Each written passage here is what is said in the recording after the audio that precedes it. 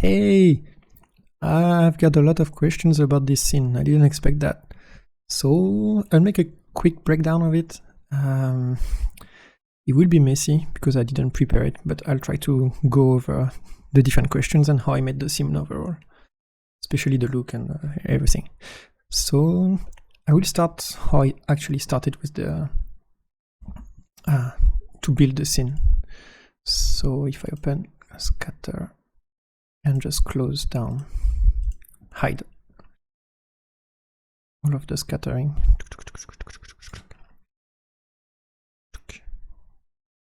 Okay, that's more fast. So how I approached it, basically like this, and maybe I still have. Oh yes, I actually did a sketch in grease pencil. You can maybe see a bit. I don't know if I can isolate it. Yeah. So that was the sketch I did roughly. I wanted to test. So I put it in front of the camera and wanted to see where it goes after. So yeah, but anyway. So for the materials to have that look, it's nothing really special, but so what I have a blend in Z. So it means that this object, for example, if I isolate it, it's true. Wait, I'll make a new one.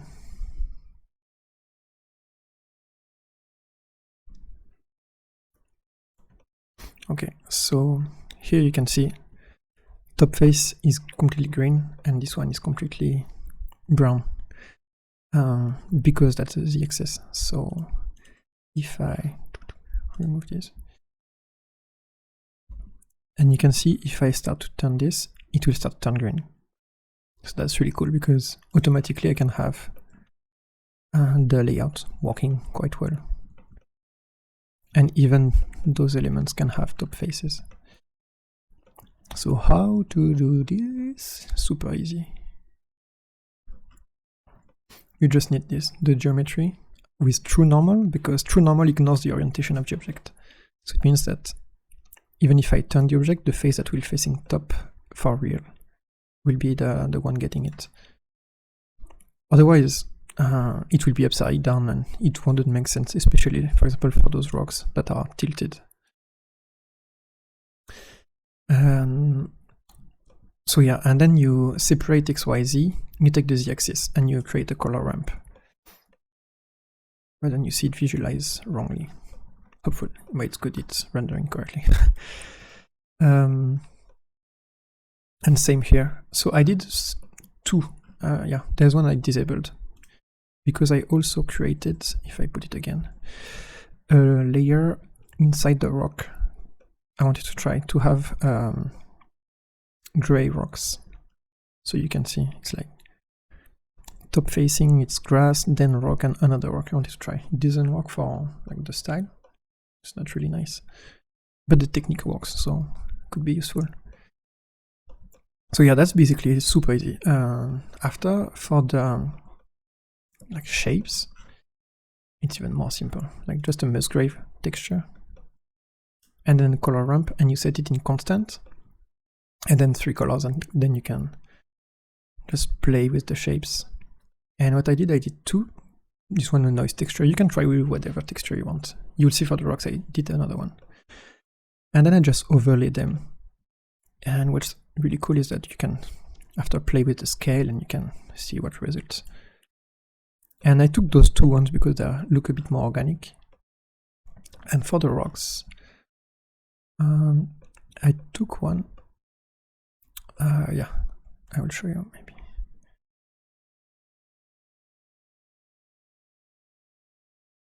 I show you on a bigger asset like this. Because it's 2 different textures, but it's exactly the same. I just copied the setting. So for this one, I took a Musgrave also, and I stretched it with the mapping node. So you can just play and see what shapes you like the most. Oh, and this is really important. So, yeah, those 2. Okay. So usually the mapping and texture coordinate is plugged with generated. But if you do that, it will be different for every object, especially if you start scaling. Oh yeah, and the scale is really different. But the problem with that is, let me try to plug a new one. Okay, now you can see. So this one is really big, but this one is way smaller. So it's not consistent, and you won't get like really nice coherence in the scene if you want to use only one material. And if you want to use this, you'll have to do so many for each object. So the good thing with the object generated is that it's coherent throughout every. Well, yeah, I don't exactly know how it works, but it works better. And the vector transforms, you transform from the object space to the world space. Because if you don't have this, it's the same problem. And yeah, so that's how I found it to work the best. So then same, I kind of posterize it. And for this one I use the Voronoi, which doesn't look special, with the F2 and Manhattan. And then map range to clamp and change a bit. And then same, but this gives me really cool, more square shapes and more, I don't know, rocky shapes, maybe. So then if I combine the two with the overlay, I can have some more tiny details and some cool effects. So that's basically it. And then I multiply it with the color, and then that's it. Super easy. You can go even more complex, but for now it was enough for what I wanted. So yeah, that's it for the materials for this scene, because I basically just used the same setup and replicated it. And after, so for the grass and all the plants, the flowers, let me turn them on that first layer. So I kind of struggled before finding that technique, because there's a couple of elements I wanted and some I didn't want. So let me grab this and this one as well. No, this one. Okay, because I want to see the some light and shadows. So now it's casting shadow, but no, it's not. Okay. Okay, it is. Ah, sorry.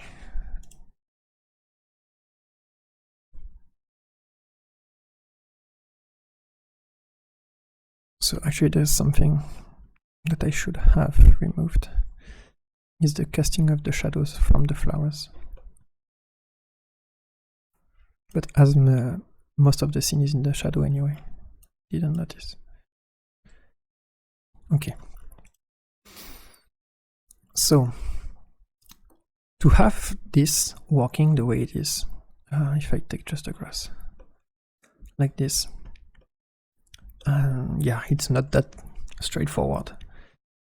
So the grass texture itself is oh yeah, so to have different patches of different values. Now you can see some are darker, some are more bright. It is another texture again. I don't know if you can visualize it. Yeah, you can see some are darker. Here, some are more white. Here a bit as well. So the way I found it's actually doing the same technique with point object, and you put the space in a world, because the particles in Blender is just replicating that one object. So if you don't do this and the position in the world, it will just use the texture and apply the noise on that object, and all of them will get the same. So that was a tricky part to figure out, at least for me. So yeah, once I got this, I could have some variation that are nicely spread and get some clumps of grass that are darker and more bright, and play with the colors and the values. I didn't do too much, actually, I'm realizing, but it works. And then to get something that connects nicely because here you can see the connection on the ground. What I did is that I mixed it with a transparent shader with the same technique, with world and Y. This time is Y because particles in Blender have something really specific. They have to face on the side to X plus to face on the top of the plane. It's a bit weird, it's really weird. So then it should look like this.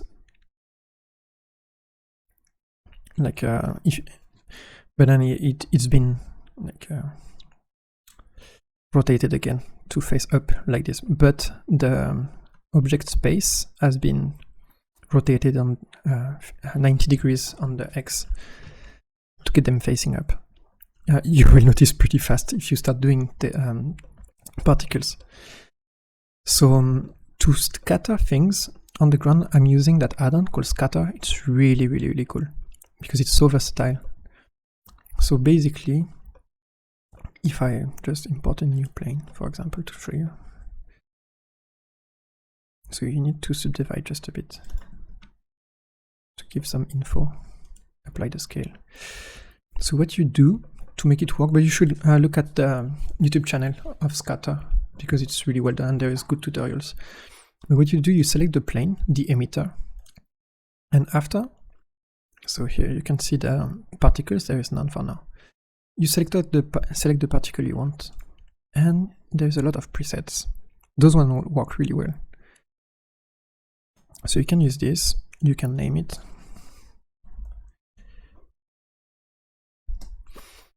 Yeah, I think you have to put a different name for every of them. So as I have already grass and grass something on other planes, I'm changing the name, not sure.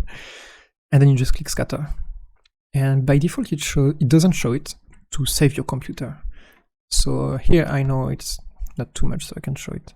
And here you go, and you have a nice like scattering. And if you want, you can take the same, scatter it again, and you get more, but that's not the point. What you can do is actually scale it up and get some variation in scale and have something more organic. And then you can multiply by 2 the density and reduce by 2. Super, super easy.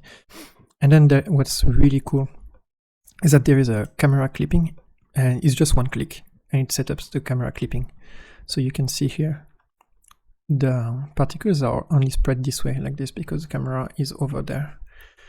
And it's good because it also gives a fading in the particles in the depth, so you don't need that many particles overall. And also you can paint, which is really nice. So you can paint influences. So you add the influence to the grass and you start painting out where you don't want it. Yeah, and now it starts to remove. But I should have subdivide more because here you can see it's not so subdivide. Yeah, that's the basic. And then you select another object. You can select another one. You press scatter, and here you go. It's super easy. Super easy. So here, if I put shadow, no, that's what I should have done before. So those ones don't cast shadow as well. And now if I put this back to look better. None. Opaque. None. Okay. Now it looks better. So to get the shading working like this, it's not a given. The thing you really have to do, and why I had my my normals on, is because you need to make sure that the normal are all facing up like this. All facing up. So the way to do this, if I just duplicate this,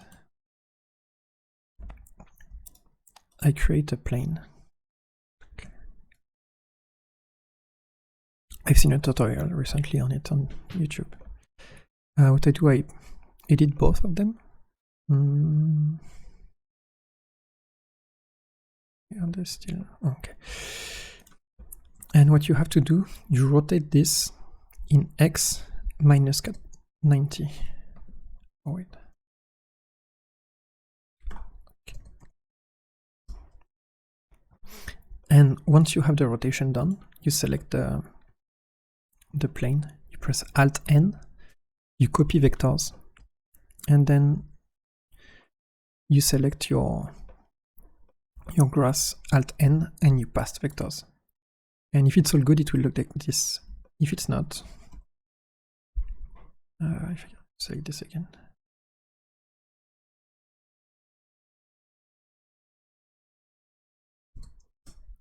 So if I do this and I copy again,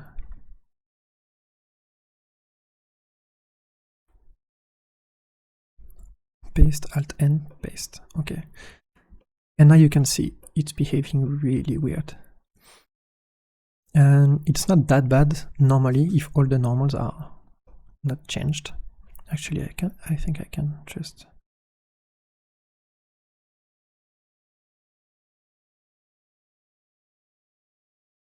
if Alt N I recalculate outside. Okay, that's how it looks like when I just created the mesh, which is a grease pencil sketch, but it doesn't really matter how you do it. So if you don't do the normal, it will look like this, and it's really not nice. So this again, x 90 degrees, copy vector, go back on the grass, you pass the vectors, and it's not the right side. Great.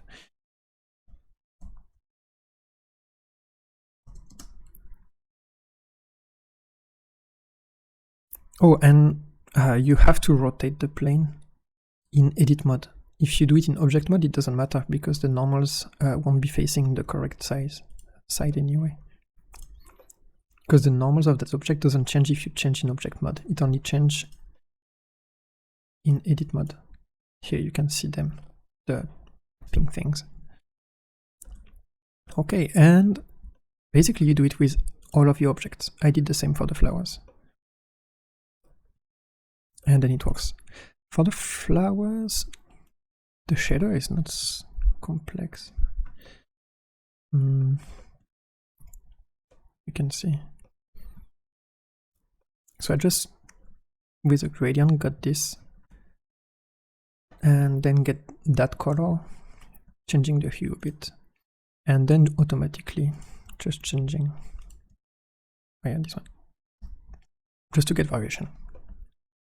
But that's it, there's nothing else. The Toon BSDF, I don't know if it's necessary. I ended up using this one, but I don't know if it's really the necessary thing. And this is to remove the shadows, but it's for cycles actually. So yeah, doing this is enough. Oh yeah, and adding the translucent. You could use probably a normal diffuse, but adding translucent is nice. Ooh, what else? That's basically it. If I go back. Yeah, that's it. And after you just have to replicate, like create again. So I got a problem with the add-on. Normally, what you can do in the biome manager, you can create a new biome from selected biomes. So let's say those ones. But I didn't get it to work, so I basically had to do what I've shown you before. It's not so long, it was just a bit bothersome. Then tuk, tuk, tuk, and back. Then there's nothing really special. Oh yeah, for the clouds maybe it could be fun. I hope I didn't collapse. No. Okay, I can show you again. Because I'm quite happy with how they look. And same, it's really easy. Let me turn this off faster. So what I did, I created an icosphere. Squeezed it. Squeeze, squeeze, squeeze, squeeze. Squeeze it. Up. Then I add... I think I added the displays first. You create a new. You click here, you get in the texture, cloud. then you start having something. And here, what's really cool is to put the texture in global. You will see why. So you can increase. And what I did, I think I subdivide and then decimated to get some funky polygons and shapes. Auto smooth, yeah. And here is why you put in global, because when you move it, you basically get a new cloud every time you move it. It's cool and also a bit fiddly, but once you get really cool shapes, you can collapse and then you're happy. But yeah, that's basically how I did them.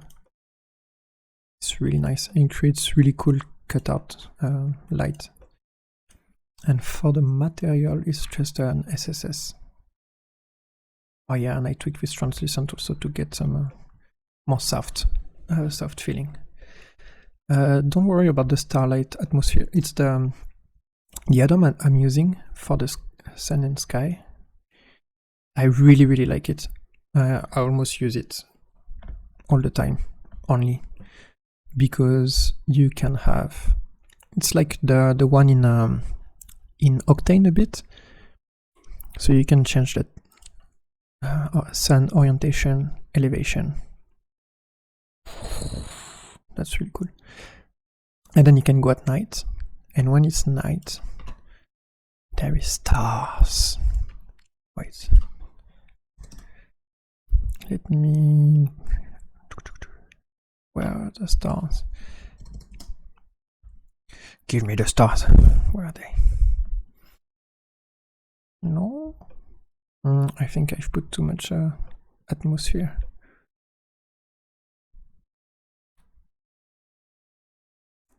Not enough.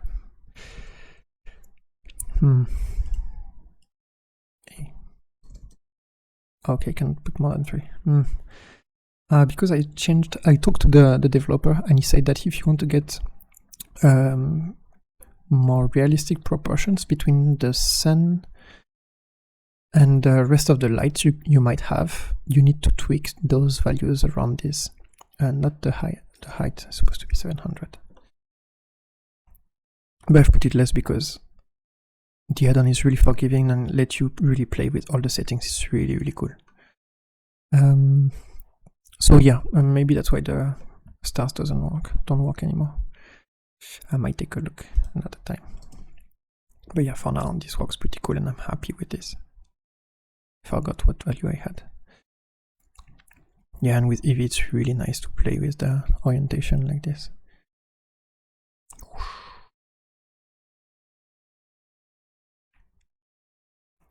Early morning. Sorry. What else? For the deer, there's really nothing much. It's just a grease pencil layer. So there is one outline and 2 layers. And I just added some effects. A rim light. Oops. Rim light. Colorize to integrate it a bit more. And pixelate I wanted to try, but it doesn't matter too much. It's quite cool and quite interesting to get away from the vector feeling. What else? I don't know. I think I've covered everything on this one. And then you just create your camera, timesheet, you create two keyframes and that's it. It's moving. I think now it's black there because there's the grease pencil that's showing. It shouldn't. It's okay. So yeah, sorry for the messy breakdown. I hope it's still helpful. If you have more questions, you can just ask. I'll be happy to help. Yeah, that's it.